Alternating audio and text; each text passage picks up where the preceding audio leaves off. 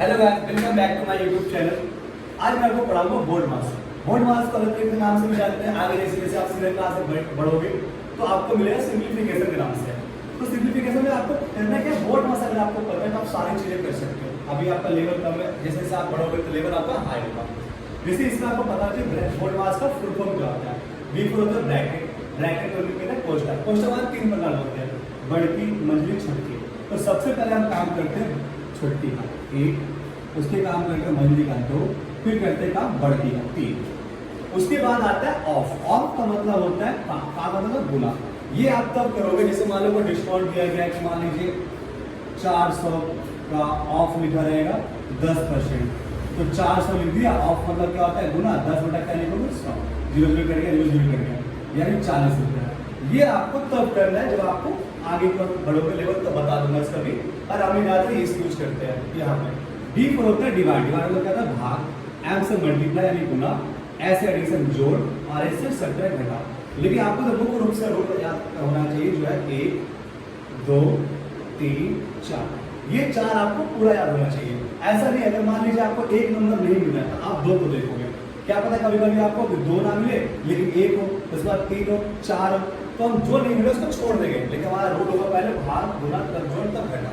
Last and point पे घटाव करोगे, जिसे क्वेश्चन कहता है।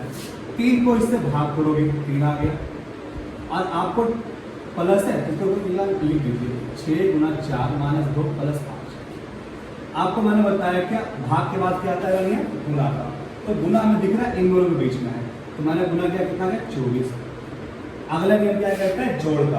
तो हम देख रहे हैं कि इसके आगे प्लस है, इसका क्या है माइनस। कुछ बच्चे क्या करते हैं सब घटा जोड़ देते हैं, तो ये जुटेगा नहीं, कुछ कहते हैं घटा देते हैं लेकिन माइनस नहीं देते हैं। तो हमें देखना है कि जिसके आगे प्लस होगा उसको जोड़ते हैं। प्लस 5 24 और 3, इसका आगे मतलब प्लस छिपा रहता है, तो 24 5 होते हैं 29।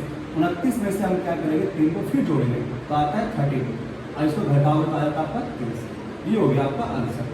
अगला क्वेश्चन से वही काम करता है, पहले भाग है 4 आ गया, फिर एक बार जैसा वैसा लिख दीजिए 8 2 प्लस 16 मतलब 4। अगला नियम क्या कहता है गुना का। तो मुझे दिख रहा है गुना यहाँ भी और गुना यहाँ भी है, तो दोनों बार गुना करेंगे। 4 प्लस 6 माइनस 3 और माइनस का आपका 16 और प्लस का 64।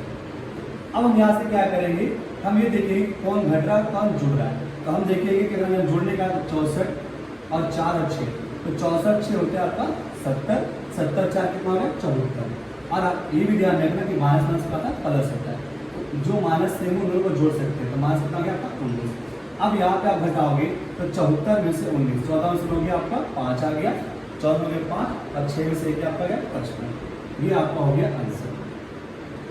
वीडियो अच्छी लगती है तो लाइक शेयर सब्सक्राइब जरूर करें। Thank you for watching.